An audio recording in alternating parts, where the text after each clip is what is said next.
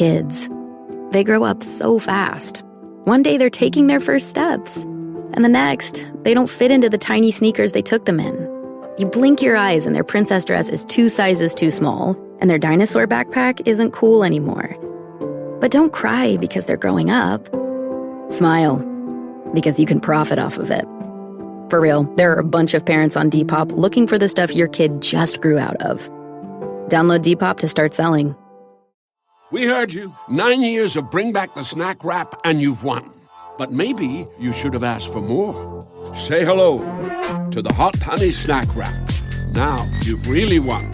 Go to McDonald's and get it while you can.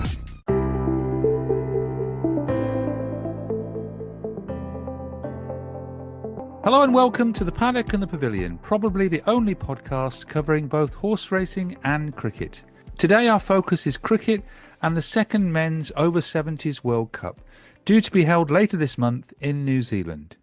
Joining me in Countdown to the over-70s World Cup is Lance Ryan, Chairman of the World Cup Organising Committee, to discuss the arrangements for the Christchurch-based tournament. Plus 3 players set to feature in the global event: England captain John Evans, Australian all-rounder Murray Harrison and local player Jeremy Wilson look ahead to the competition. Hello Lance, thanks for joining me on the Paddock and the Pavilion ahead of the second men's over-70s World Cup. Oh, great to be with you. Are you getting excited now, just a few weeks away from the tournament? I don't know if exciting is the correct word, but a little bit of apprehension, but things have started to come together for us well and truly in the last couple of weeks, which is starting to ease a wee bit of the pressure off me. Because you played in the first one in 2024. I did indeed, yes. Had a great tour, absolutely fabulous. We were well hosted all around the grounds and met some lovely people and, as I say, played at some great grounds, and it was a fabulous occasion. And New Zealand in that World Cup, I think you came 4th, didn't you? We did, yes. It's unfortunate we missed a game against Wales, which got rained out. And then we had a tie with Canada at the end, which I was part of and thoroughly enjoyed. How did you get on personally? I was 47 not out and was the man that couldn't get 16 off the last over to win the game. I think we only got 15, so to tie. So it was played in the dark, and the live streaming is fantastic because it comments about how dark it is. But we could see, the batsman and I could see the ball really clearly, but the poor old fielders with the side views against the trees, they couldn't see a thing. And so they were running in all wrong directions and things. So I still remember saying to the man I was batting with, from now on, we're running 2 every occasion. And when you look at it on the live streaming there, it looks like a video of the Keystone Cops. Yeah, I think when we watch on TV, we always forget about the fielders. It's harder for the fielders trying to find the ball than it is the batsmen. It was. We had no trouble seeing the ball at all, but we could see the batsmen having a lot of trouble. The fielders having a lot of trouble. Because Jeremy told me, Jeremy Wilson, that is, who's going to appear on this podcast later, he said you're an all-rounder. Yes. So I bowl off spin, and usually I do my 8 overs or 10 overs in one trot, and then bat about 8, usually in the team. In this podcast, we're going to hear from Jeremy later in the show, but our first guest is John Evans, the England's World Cup winning captain in 2024, and let's hear from John. John, are you excited now about the 2026 over-70s World Cup? Yeah, absolutely. Looking forward to it. Lots got to happen before then, of course, which you might mention later. But we're really looking forward to going to New Zealand and defending the trophy that we managed to win in England last year. So lovely place to go, New Zealand. So very excited about it. A different challenge for you playing overseas.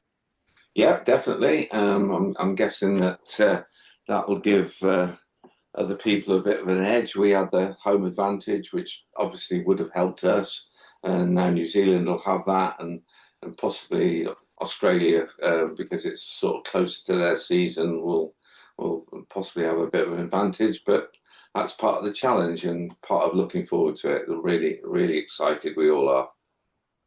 And the the action for you starts against USA, and then there are 7 pool games, and should we be lucky enough to reach the final, that's at Hagley Oval. So yeah, very excited. And who do you think are your main rivals in the Well, competition? you've got to think that New Zealand, being the hosts, will be stronger than perhaps they were when they travelled over here. And obviously, Australia are always our main rivals at any level of cricket, and it's no different for us guys. And all your team are fit and well and ready to travel? As far as we know, yeah, we did lose one, sadly. Duncan Elder had an illness issue and is not travelling. We didn't actually replace him in the end. We've got a very good reserve in my predecessor, Chris Watkins, who's part of the management group, and he's going to put his kit in for the World Cup part of our tour. And he would never let you down, Chris. We just felt that we got a lot of batting strength, and it's quite an expensive trip. So there was a big debate about whether we replaced Duncan, but in the end, we're going with the 16 with Chris Watkins as reserve if necessary. Duncan was one of the stars, like you, in the final on August the 11th 2024. Yeah. It'll be a sad miss, Duncan, but health has got to come first, hasn't it, before anything else? And it just wasn't possible for him to come, sadly. But he will be a big miss. But having said that, we've got several new batters who have just reached the magical age of 70, and hopefully, they'll step into his shoes. How many players in the squad? 16 altogether. And just going back, we've mentioned this before. Did you secure some sponsorship to help you with the trip? Yeah, there's sponsorship to help with match day finances, but the actual travelling and hotel situation is down to each person or people. If you're taking your wife like I am, so it's not cheap, and. But as we get to this stage of our careers, you've got to think that maybe it might be the last time you go down under to play cricket. So you bite the bullet and get on with it. I don't say that, but you must be really excited about leading the team again in a World Cup. Yeah, absolutely. I mean, the last few years for me has been an absolute joy. We've had fantastic squad players right the way through. Interestingly, we went in 2023 when I was vice captain to Chris Watkins, and only 5 of that squad are still in the squad. That's how much it turns round. So and I noticed the Australian team is very very changed as well. So that's the nature of it as we get older. Shows you need to take advantage of when you're there. Absolutely, yeah, because you never know. I'm pretty certain it'll be my last tour to Australia, New Zealand, but you don't know when your last game's going to be, so you've got to make the most of it, haven't you? Hopefully, John, you'll be in the final. When's the final? It's Thursday, 5th of March, yeah, and fingers crossed, hoping we'll be there anyway, but it'll be a lot better to be playing in it than watching 2 of the teams, so we'll definitely be trying. And is that still going to be at the Hagley Oval? It is, yes, yeah. So you'll be playing at a test arena? Yeah, that's another added attraction to try and do well. Well, the very best of luck to you. Thank you very much, Stephen. John Evans, the World Cup winning captain, player of the match in 2024. He sounds confident. I think he should. England are a very polished team and they have very good depth. And they showed in that final last year that they were actually a class above everyone else. And as he said, and I've heard this from quite a lot of over 70s players, you need to make the most of it. Well, you certainly do. But I was surprised when he said it might be his last trip down here. We're sort of doing forward planning to hosting an over 80s World Cup. Well, he's down there at the moment playing in the Silver Ashes, so he's still got time, hasn't he? That's exactly right. Yeah, so it's just something I just can't get over. I started in over 60s and over 65s and over 70s, and now the Aussies have started a series, for over 80s or over 75s, and it's, there just seems to be no end to it at the moment. It's certainly a growing section of the sport, isn't it? Seniors cricket. Oh, yes, yes. I remember playing in Australian National Champs in Geelong, and we had 750 at the final dinner for over 60s tournament. And I heard them saying, this is just getting too big. We're going to have to start splitting up the segments. And that's led to the change of, going from over 60s to over 65s. But we're just so lucky that Australia sort of pushed us into joining them over there and inviting us to their tournaments. And it's great exposure for our players. I suppose we should hear from an Australian now. I think someone you know quite well is heavily involved in seniors cricket, and that's Murray Harrison, who played in the 2024 final. Let's hear from Murray. A World Cup runner-up in 2024 in England. How excited are you about playing in the second over 70s World Cup in New Zealand? Oh, I can't wait, Stephen. It's not only just to renew old friends and enjoy the event, but more importantly to win the bloody thing. So we're we're disappointed in England. It was a good game. England were a good side, but we thought we didn't really give ourselves the best. Didn't play as well as we could in that final, and I think we're confident. We're not underestimating the opposition. Making all the sort of standard comments, but I can't wait, to be honest. Squad announced. Are you stronger than 2024? I think so. Yeah, to be honest, I think all teams will be. There's 8 of us, I think, that played in that final, and then in the squad of 17, there's 9 new guys, as well as the 8 of us that played in the final. They're all the new guys have earned their stripes. I think 5 of those have played 60s games against England, and have now just come through into the 70s. So I don't think there's much doubt we've improved. We've got a stronger squad. It's going to be competitive for spots in the team. As I say, there's guys that have just come through. But I think all teams are going to, if you take the example of the 60s, they had their first World Cup in 2022, I think, on the Sunshine Coast. And by the time the second one came around, the standard had just improved dramatically across the board in the 60s level. And I think we're going to see the same in the 70s. So you think the competition could be closer this time? It won't just be England and Australia winning all the games?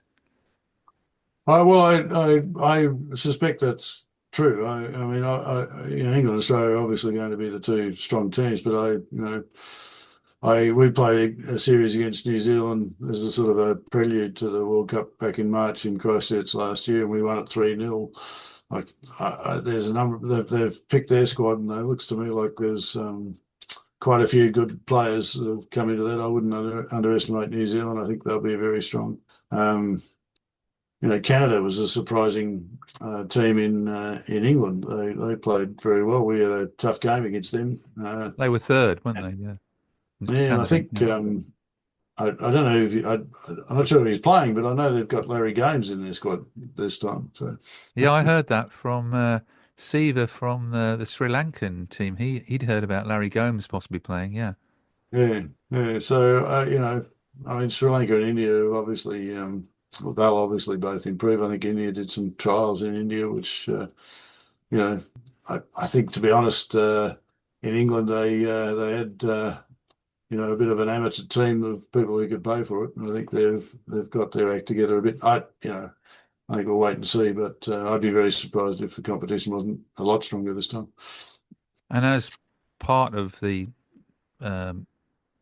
structure of over 70s cricket, I don't know what your exact role is these days, but the competition in New Zealand, you're really looking forward to playing at the different grounds around, as you call it, across the pond. Yes, indeed. Yes, no, I chair the over 70s committee at the International Masters Cricket Council level. and I'm the president of Cricket Australia Masters. But the IMC is the body that runs the World Cups, and it has a committee looks after each age group, and I chair the committee that looks after the 70s. So I've been involved in the organisation, but nothing like what Lance has done. Who's done all the work. Phil Harris is another guy. They've done a fabulous job. As I say, we played a series against them in Christchurch in March last year. They used that very much as a chance to test their organisational skills, and in fact decided after that series to bring the tournament back to mid-February because there was a dew issue on the ground in March that meant the games were struggling to get the games started on time. So I have every confidence that this will be a fabulous event. We played on a number of those grounds. Christchurch hosted the Australian National Over 65s Championships in November on a number of these grounds in Christchurch, and I went over and played in that as well. So I think the organisation, the facilities is going to be fabulous. We played a game last year on Hagley Oval on the Test ground, which is where we believe where the final is going to be played. Best ground I've ever played on. It was like carpet. It was beautiful. Well, having been in the final at Wormsley, another beautiful ground. Good luck for the 2026. Keep having to say that over 70s World Cup, and hopefully you reach the final playing England again. Hopefully with a different result, Stephen. Good to hear them from Murray. He does a lot of work for over 70s cricket.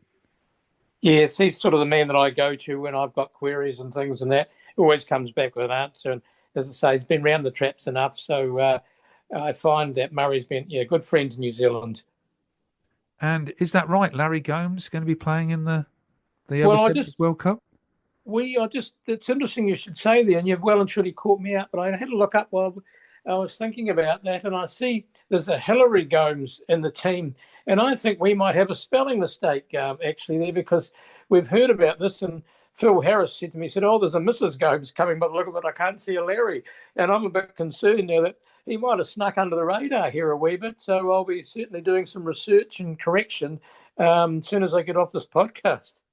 Oh, that's interesting. I've kept in touch with some of the players that I met at the final. One of them was Siva, one of the guys from Sri Lanka, and he let me know about Larry Gomes quite a while back, and I kept that a secret. I didn't tell anyone until I heard it from Murray.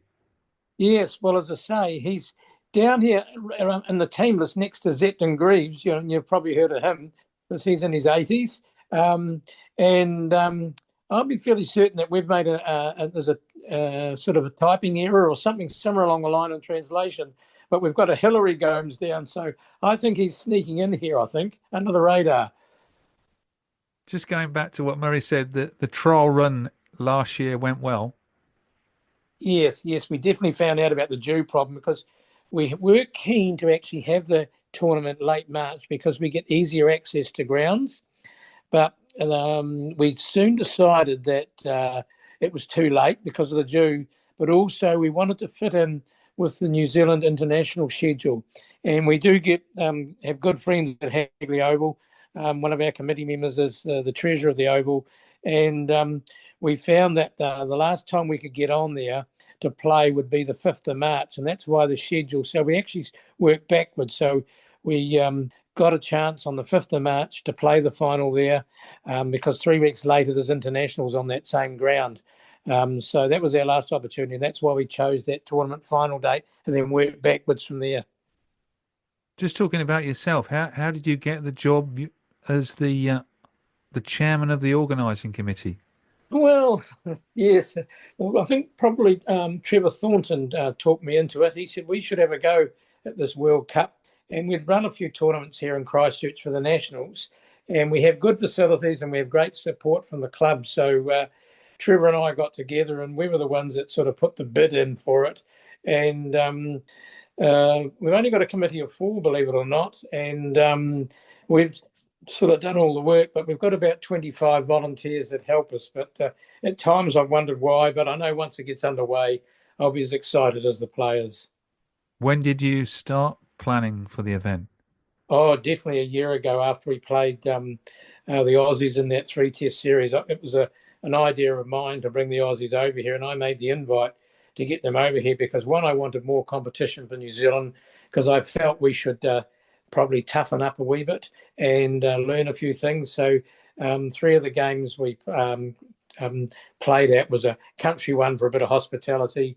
We played at Lincoln Oval, which is the high performance centre, and then we had our final on Hagley Oval. So it was just to sort of work out a few things of operations and see how the New Zealand team could go. And the chance to have the final at a test ground, which Murray was enthusing about, that must be exciting. Oh, absolutely unbelievable. I've played on there a few times myself. As I say, the outfielders like carpet. The staff there just go out of their way to help us, and we'll have our final sort of day for all the teams there at Hagley Oval. They'll have free access to everywhere, and there's a very good training centre there, the Sir Richard Hadley Training Centre, right next door, which was the good thing about Hagley Oval, or the amazing thing about Hagley Oval, is that basically the lights that are there, the grandstand and facilities that are there, and the training centre are all paid for with basically donations from the general public, and that the council very kindly look after the ground and gave us the land, but everything else is funded by generous donors from around New Zealand. Because it is quite a new ground, isn't it? Yes, it came into being after the earthquake in Christchurch when they lost Lancaster Park, and the government was hell-bent that we should have an event there, and we had that first World Cup there, and the very first game was there against Sri Lanka, and a bit of an effort to sort of get that underway. A lot of legal issues around it because it's in a park.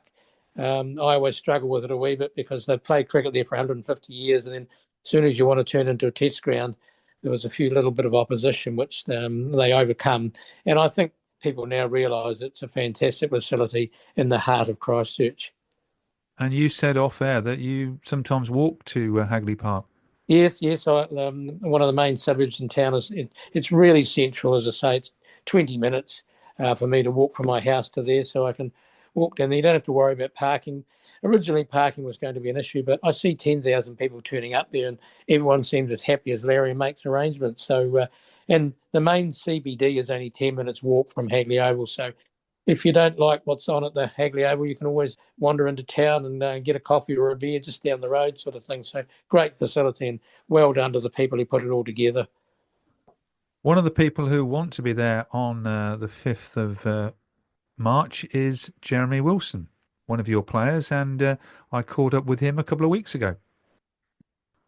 Hello, Jeremy. Nice to speak to you in your New Zealand polo shirt. Thank you, Stephen. Yeah, it's great to be chatting. Now, the 2024 World Cup in England, how much did you enjoy the tournament? Oh, look, we absolutely loved it. It was a great pleasure to be able to go to the home of cricket, to travel around, play in some of these little villages.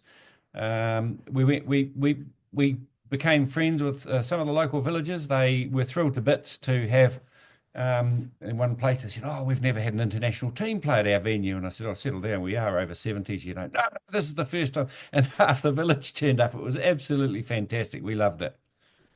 New Zealand came away fourth in the table, but you had a tie, and unfortunately had one game rained off, so you could have easily been third, I think.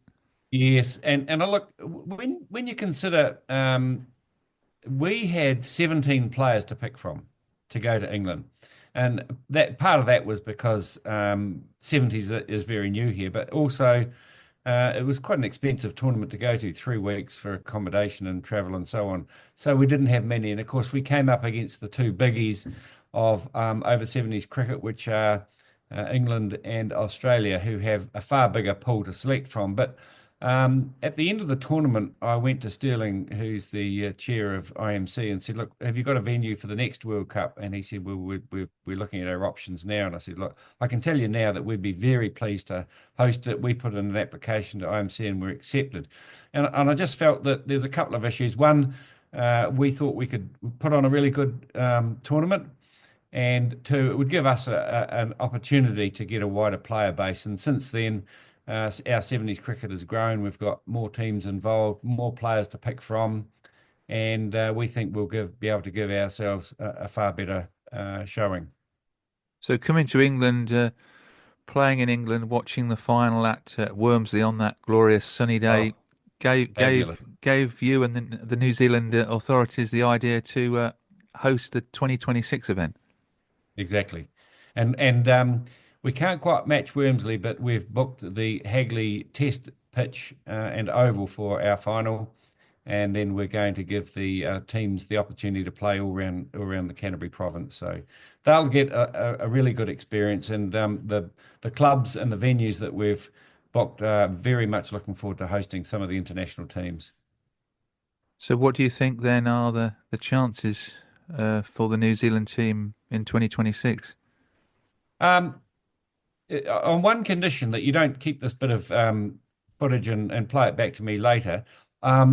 I think we've got a reasonable chance. I honestly do. I went to the 60s World Cup in the Sunshine Coast, and New Zealand got to the final. Should have won it. We had 4 injuries during the final and just tripped over at the last minute to Pakistan. So we've got some good players, and on our day, if things go right, we could carry it off. But everything has to go right on the day, but we'll have a far stronger team than we took to England.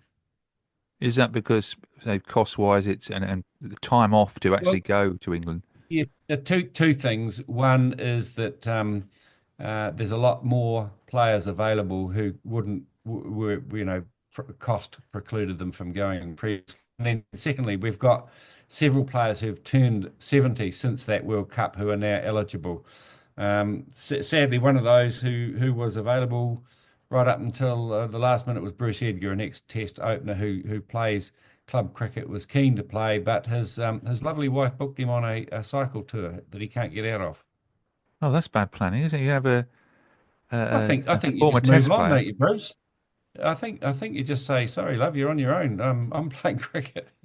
No, good on him. That's his priority. So Bruce Edgar just springs to mind. I think he was the wicket that Botham got when Botham came back all those years ago. Yeah. And he was at the other end last year when we had the Australians here. We got Brian McKechnie along to our dinner to talk about the underarm incident where Trevor Chappell bowled underarm, and he's dined out on that ever since. He goes back to Australia every year and he gets paid to go to functions, and so he's done very nicely about off the underarm incident. But at the time of that, Bruce was at the other end batting, not out on over 100. So Bruce knows all about the underarm incident. So to conclude, before I wish you good luck, apart from when you play against England, of course, what does it mean to you to play over 70s international cricket, World Cup cricket? Oh, look, I've got an interesting story in that I come from a family of 5 boys, 4 of whom have represented New Zealand in different sports. And I thought my opportunity to do that was well past. Veterans cricket has enabled me to play. I've been playing now at 60s and 70s for over 10 years. Absolutely loved it. Had the opportunity to represent New Zealand, been to 4 different countries, played in the Australian state tournament 10 times. I've been chair of New Zealand Veterans for 6 years. And it's just been a wonderful opportunity to round out my sporting career.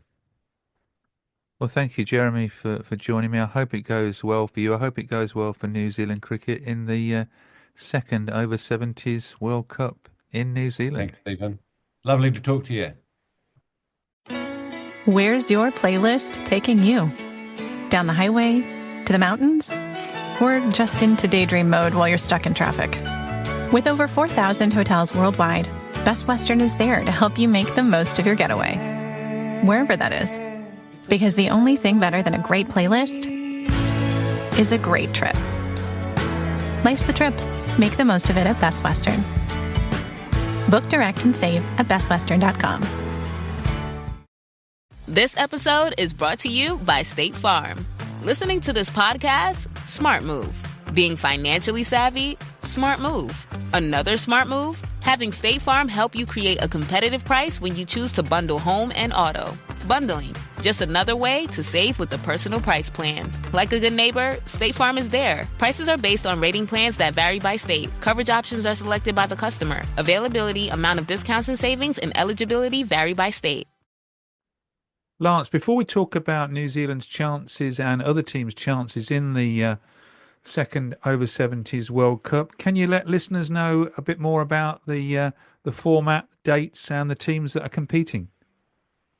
So we've got 8 teams competing this year, and sort of 2 late ones to a certain degree, but in the rest of the world have put a team in, and that gave us 7 teams, and I was dead keen to sort of not have a bye in the draw, and so USA came up with a team, and they've been fabulous actually to deal with. I can't get over. They were certainly coming well prepared. Their manager has been on the job, and they were the last team, and so I was really pleased that they sort of put a team together, and they're showing a lot of enthusiasm. If they're as good as their manager, who's doesn't leave one stone unturned, then it'll be good fun for everyone. Rest of the world's probably struggling a fraction. They're down to about 14 players at the moment, so a couple of their players didn't get visas to get into New Zealand, unfortunately. So hopefully those sort of issues can get resolved. We've certainly been working with the local authorities here to try and speed things up for them. But apart from that, we've got 8 teams, as I say, with England, Australia, Sri Lanka and India, USA, rest of the world, New Zealand and Canada. And each team will play each other in a group? So they'll play a round robin of 7 games, and then 2 top teams go straight through to the final. And venues, we know the finals at Hagley Over, but how far and wide are they playing in New Zealand? So the furthest, the 2 games are being held at Ashburton Domain, or Oval, which is an hour south of Christchurch. There's an ex-first class venue where they play what's known as Hawke Cup cricket, which is the next tier below our first level. So the provinces play there. And then as far north as Rangiora, which is probably 30 minutes out of town, 40 minutes, at a place called Mandeville. It's a place full of lifestyle blocks, and it's got 3 pitches out there in a pavilion and a very thriving community in relation to, they have squash, netball, eventing out there, and their cricket and rugby ground. So that's as far as we go. Then the rest of them are all sort of country town clubs in the Christchurch area. So most of the grounds are only going to be 20 minutes, 15 minutes away from where they're staying. And I bet all the club grounds can't wait to get started. Yes. So one of the they're all clubs run by volunteers and things, and so I've been going around them on Saturdays and sort of checking them out, and get to meet these, poor old volunteers that you can see have been there for a long, long time, and you think, and they're just so keen to be there. But one of my highlights is that I was very keen to get games at at high schools. So we've got 4 games at high schools in Christchurch, which is the top 4 sort of teams in the schoolboy competition, or first 11 competition. So there's a round one day where they play at St. Bede's College, Christchurch Boys High School, Christ College, and St. Andrew's College.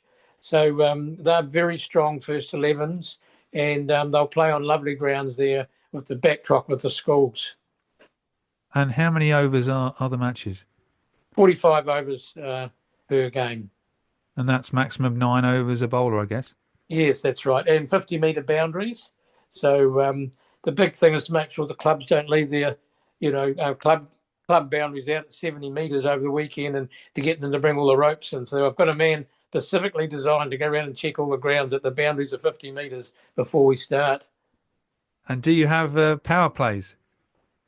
Yes, they have power plays, which is pretty involved in things like that. So the international umpires can get their hand around that, because we have 8 umpires appointed and 6 from overseas.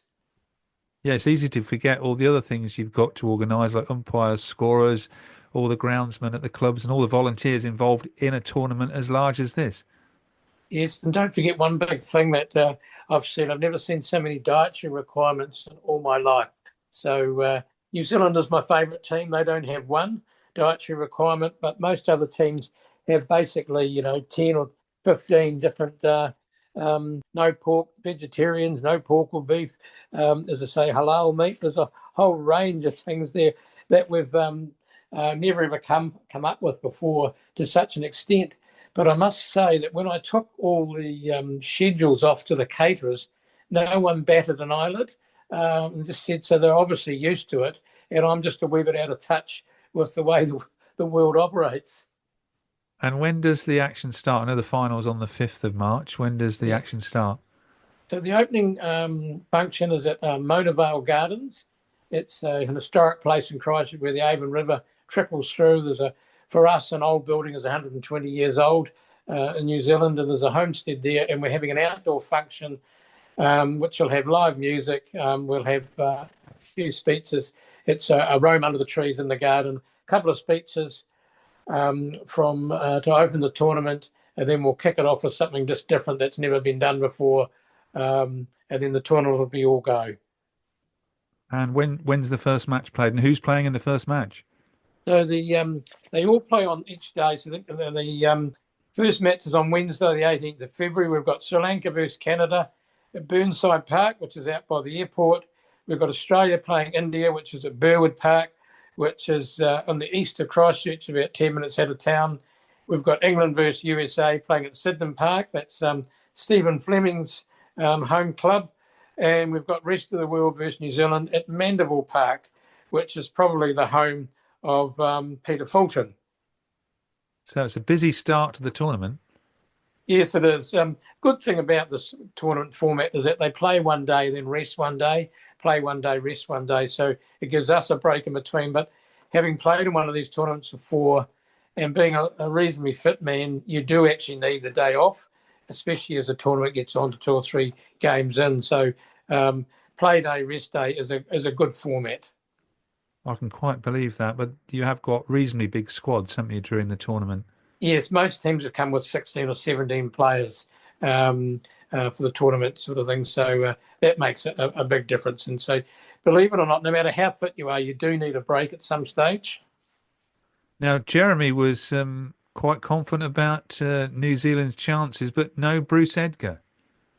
The Bruce Edgar thing, I'm not so sure on. As I say, we hear about a lot of these players are always available and they never front. So there was talk, but I said I'd get excited by Bruce Edgar when I see him turn up. So I wasn't concerned about that. But the main thing for New Zealand, I think, is that there is 6 new players coming into the New Zealand team.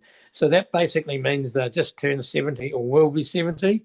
And that, to me, adds a different level of fitness. So I was really pleased that the 6 players they've been able to inject into the squad because there's a couple of guys in there who are really fit and active. And to me, I'm a big man on fitness, and that'll make a big difference. But you think they'll do well in the tournament, New Zealand? I think they'll be probably in the top 3. I think if anything below that, they'll be disappointed. But I have to say, Jeremy mentioned about the growth of cricket and that they've still probably only had 30 to 40 good players to choose from in total. We have our national tournament where about 75 people turn up and there's a lot of keen cricketers there, but there's only probably 30 players that you could probably honestly put down in your selection list to look to change and to pick from. So they're going to have to play really well, and I would like to see them really perform well against England and Australia and try and give one of those teams a good nudge. But as Jeremy mentioned, everything would have to go well for them on their day because, look, the thing that I caught my eye last year playing against Australia in the series, they took 7 catches, of which 5 I would class as outstanding. These are fully stretched diving catches, acrobatic stuff that I just hadn't seen before at over 70s level. And the Aussies are big on that. You know, you've got to be a good fielder first to get in their team, and your ability after that with the bat and ball comes second and third. So you think those boys across the pond, as Murray calls them, will take some beating? I think they'll be very, very strong. England would have had a hard tour, and they've been on the road a long time. And I think if Australia have ever got a chance, this is their one to pounce. And as I say, I think when he mentioned about some of the new players coming in and that, I think that'll make a big difference to them. And look, the Aussies, as you know, are a very competitive race, and they never go away and they never back down.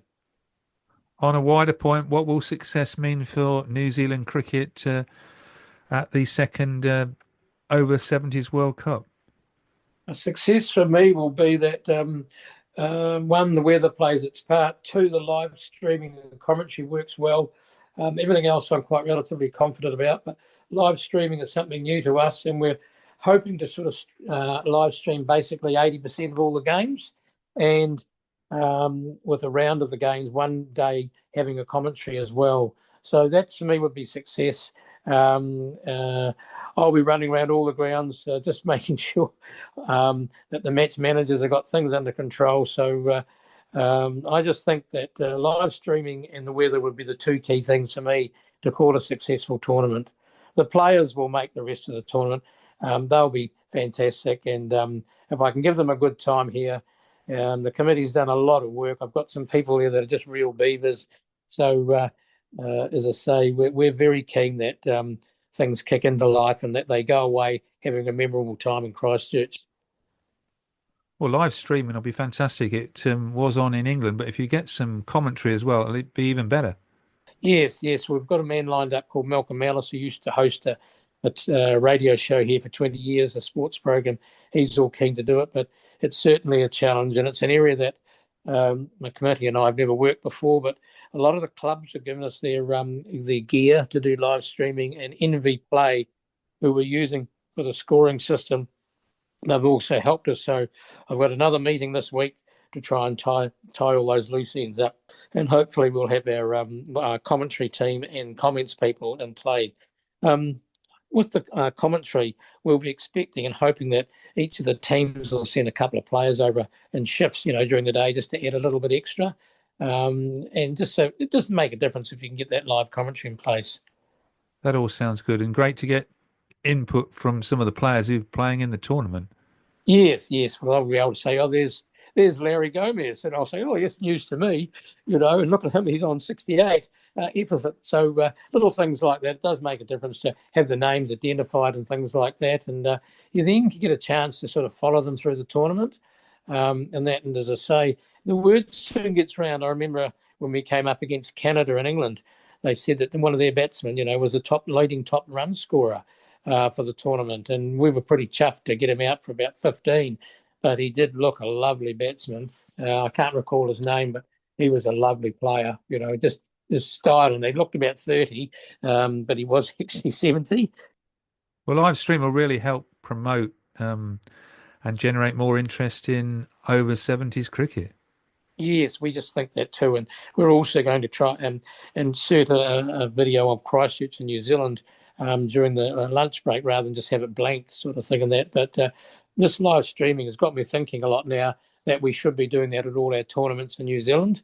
Like there's a national tournament on in New Zealand at the moment for over 60s. And if that was being live streamed, you could just go and have a look for half an hour and pick up the scores. And it can just add another dimension because we're new on websites and things, and we've got a website. And I see the other day we'd had 3,000 views on our website.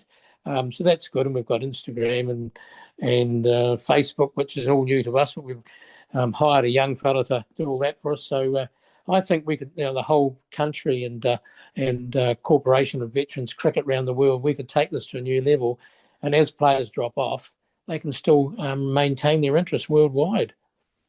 And that will certainly help with more potential sponsorship as well.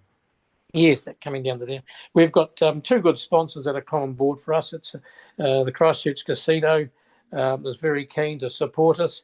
And also we've got a Richmond club, which is a club in Christchurch. And we've got two of our functions there. And probably timely to mention that we're having on a Friday night, we're having Liz Briggins and John Wright, who are going to entertain us. John's gone into singing and composing now, and is quite big on Spotify. So John Wright's going to probably sing to 200 people there. He does a number of concerts around New Zealand at small venues and things. So yes, we're going to give John his big break.